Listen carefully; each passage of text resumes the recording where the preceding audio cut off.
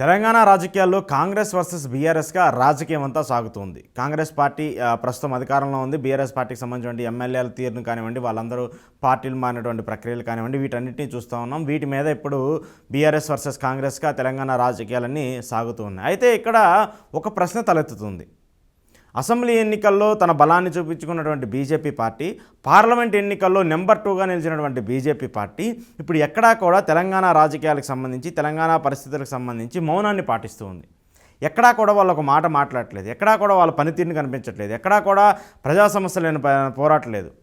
ఏదైతే కాంగ్రెస్ ప్రభుత్వం ఎన్నికల సమయంలో ఇచ్చినటువంటి 6 గ్యారంటీలకు సంబంధించి 6 గ్యారంటీల్లో కొన్ని 2-3 గ్యారంటీలు మాత్రమే వాళ్ళు అమలుపరిచారు. మిగతా గ్యారంటీలు కూడా అమలుపరచాల్సిన పరిస్థితి ఉంది. ఇప్పటికే రైతులకు సంబంధించి ఇవ్వాల్సినటువంటి రైతు భరోసాకు సంబంధించి కానివ్వండి, ఆ డబ్బులను కూడా ఇంకా రిలీజ్ చేయరు.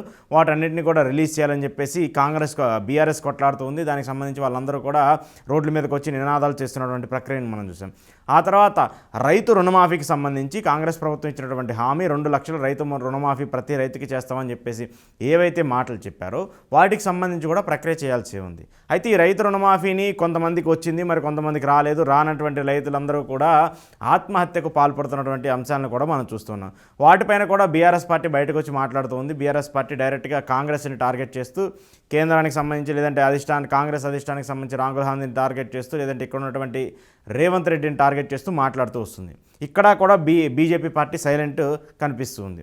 అయితే ఇక్కడ మరొక అంశం ఏంటంటే, ఇంట్రెస్టింగ్ ఫ్యాక్టర్ ఏంటంటే, బీఆర్ఎస్ పార్టీ ఎక్కడా కూడా బీజేపీకి సంబంధించి కానివ్వండి, బీఆర్ఎస్ పార్టీ ఎక్కడా కూడా బీజేపీకి సంబంధించిన నేతలకు సంబంధించి కానివ్వండి ఎక్కడా మాట్లాడలేదు. గతంలో అంటే 2019 నుంచి మొన్న జరిగినటువంటి 2024 ఎన్నికల వరకు 5 ఏళ్ల పాటు అధికారంలో ఉన్నటువంటి ఇక్కడ బీఆర్ఎస్ పార్టీ, కేసీఆర్కి సంబంధించినటువంటి ప్రభుత్వము అప్పుడు విపరీతంగా కాంగ్రెస్ కంటే కూడా బీజేపీని టార్గెట్ చేస్తూ వచ్చింది. విపరీతంగా ఎంతవరకు అంటే డైరెక్ట్గా ఒక వారు మొత్తం కాంగ్రెస్ పార్టీ లేదు, ఇక్కడ బీఆర్ఎస్ వర్సెస్ బీజేపీగానే రాజకీయం నడుస్తుంది అన్నటువంటి ఒక తీరునైతే తీసుకొచ్చారు ప్రజల్లో.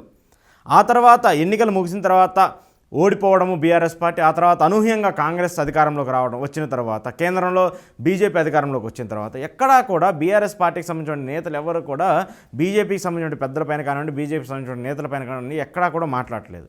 ఎక్కడా కూడా ఒక మాటను కూడా స్పందించే ప్రక్రియ కూడా కనిపించట్లేదు. వాస్తవంగా రాష్ట్రానికి సంబంధించి నిధులు కేంద్రం ఇవ్వాలి, రాష్ట్రానికి సంబంధించిన అభివృద్ధి పనులకు సంబంధించి కేంద్రం సహకరించాలి, ఇవన్నీ చేయాల్సినటువంటి నేపథ్యంలో ఖచ్చితంగా ఇక్కడ ప్రతిపక్షంలో ఉన్నటువంటి బీఆర్ఎస్ పార్టీ ఇక్కడ సెంట్రల్లో అధికారంలో ఉన్నటువంటి బీజేపీ పార్టీని ప్రశ్నించాల్సిన ధోరణి అయితే ఖచ్చితంగా ఉంటుంది. కానీ ఎక్కడా కూడా వాళ్ళు ప్రశ్నించట్లేదు, కానీ ఎక్కడా కూడా మాట్లాడట్లేదు. ఇప్పుడు ఈ ధోరణిని కాంగ్రెస్ పార్టీ అడ్వాంటేజ్గా తీసుకుంటుంది.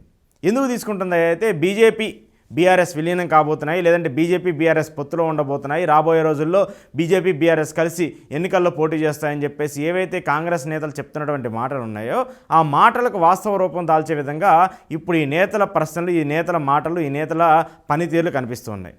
ఇటీవల కవితకు సంబంధించినటువంటి బెయిల్ వచ్చినటువంటి అంశంలో ఏదైతే ఢిల్లీ లిక్కర్ స్కామ్కు సంబంధించి దాదాపు 5 నెలల పాటు జైల్లో ఉన్నటువంటి కవిత 5 నెలల తర్వాత బెయిల్ మీద రిలీజ్ అయ్యి బయటకు వచ్చారు. రిలీజ్ అయిన తర్వాత కొంత ఆమె రాజకీయాలకు దూరంగా ఉన్నప్పటికీ కూడా ఆ ప్రక్రియలన్నింటినీ కూడా మళ్ళీ తిరిగి అలవాటు చేసుకునేందుకు ప్రయత్నిస్తూ ఉన్నారు. అయితే బెయిల్ వచ్చినటువంటి నేపథ్యంలో కాంగ్రెస్ ప్రధానంగా ఆరోపించింది బీజేపీ బీఆర్ఎస్ ఈ 2 పార్టీలు కలవబోతున్నాయి, 2 పార్టీలు పొత్తులోకి వెళ్ళబోతున్నాయి, అందుకోసమే కవితకు బెయిల్ వచ్చిందంటూ కూడా సాక్షాత్తు రాష్ట్ర ముఖ్యమంత్రి రేవంత్ రెడ్డి వ్యాఖ్యానించారు.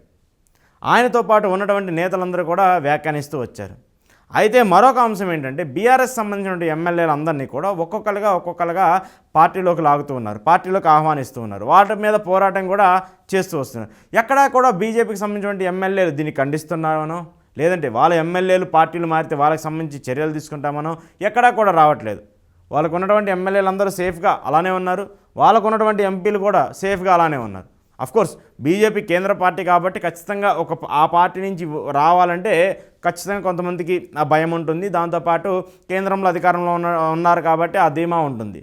కానీ ఇక్కడ రాష్ట్రానికి వచ్చేసరికి మాత్రము లోకల్గా ఉన్నటువంటి పార్టీ స్ట్రాంగ్నెస్కి సంబంధించి, లేదంటే ఇక్కడ ఈ ప్రభుత్వం చేసినటువంటి తప్పులకు సంబంధించో, లేదంటే కాంగ్రెస్ పార్టీ చేసినటువంటి తప్పులకు సంబంధించో వాళ్ళ మీద ప్రయత్నించాల్సింది, వాళ్ళ మీద ప్రశ్నించాల్సిన ప్రక్రియ ఏదైతే ఉందో దాన్ని బీజేపీ పక్కన పెట్టేస్తుంది. ఇక మరోవైపు కేంద్రంలో అధికారంలో ఉన్నటువంటి బీజేపీ రావాల్సినటువంటి నిధులు, లేదంటే ఇవ్వాల్సినటువంటి పనులు, లేదంటే చేయాల్సినటువంటి కార్యక్రమాలు ఏవి చేయకపోయినప్పటికీ కూడా కాంగ్రెస్ బీజేపీ మీద మాట్లాడలేదు, ఇటు బీఆర్ఎస్ బీజేపీ మీద మాట్లాడలేదు. ఇవన్నీ ట్రయాంగిల్ వారుగా చూసుకుంటే ఇక్కడ మొత్తం రాజకీయం నడుస్తుంది బీఆర్ఎస్ వర్సెస్ కాంగ్రెస్ మధ్య. అంటే ఇవన్నీ వాస్తవ రూపం దాల్చే పరిస్థితులు ఉన్నాయా? జిహెచ్ఎంసీ ఎలక్షన్స్ సంబంధించి మరికొన్ని నెలల్లో జరగాల్సినటువంటి నేపథ్యంలో జిహెచ్ఎంసీ ఎలక్షన్స్లో బీఆర్ఎస్ పార్టీ బీజేపీ పార్టీ రెండు కలిసి పోటీ చేయబోతున్నట్టు కూడా కాంగ్రెస్ నేతలు ఎద్దేవా చేస్తున్నారు, కాంగ్రెస్ నేతలు కామెంట్ చేస్తున్నారు. దీనిపైన కూడా ఎక్కడా కూడా వాళ్ళు తప్పుపడుతూ వస్తున్నారు, కానీ ఇది అవాస్తవము అనే మాట ఎవరూ చెప్పట్లేదు. మరి ఈ ప్రక్రియలన్నీ చూస్తూ ఉంటుంటే బీజేపీకి బీఆర్ఎస్కి మధ్య ఏదో సంబంధం ఉండబోతుందనేది మాత్రం ఖచ్చితంగా అర్థమవుతోంది. ముఖ్యంగా తెలంగాణ రాజకీయాలకు సంబంధించి మరొక కొద్ది నెలల్లోనో లేదంటే 2-3 సంవత్సరాల్లోనో ఇక్కడ పరిస్థితులు మారబోతున్నాయనేటువంటి స్థితి కూడా మనకు కనిపిస్తుంది. మరి దీని మీద ఎలాంటి నిర్ణయాలు ఉంటాయి, ఇది అవాస్తవమా లేదంటే వాస్తవమా, నిజంగా అలానే రాజకీయాల్లో ఏమైనా జరగవచ్చు కాబట్టి నిజంగా అలాంటి తీరు జరుగుతుందా లేదనేది మాత్రం తెలియాల్సి ఉంది. కానీ బీజేపీ బీఆర్ఎస్ సైలెన్స్ మాత్రము వీటన్నిటికీ ఏవైతే కామెంట్స్ వస్తున్నాయో ఏదంటే ఆరోపణలు వస్తున్నాయో వాటన్నిటికీ బలం చేకూర్చే విధంగా ఉన్నటువంటి నేపథ్యంలో ఇవన్నీ కూడా వాస్తవం అనే నమ్మే స్థితి అయితే మనకు కనిపిస్తుంది.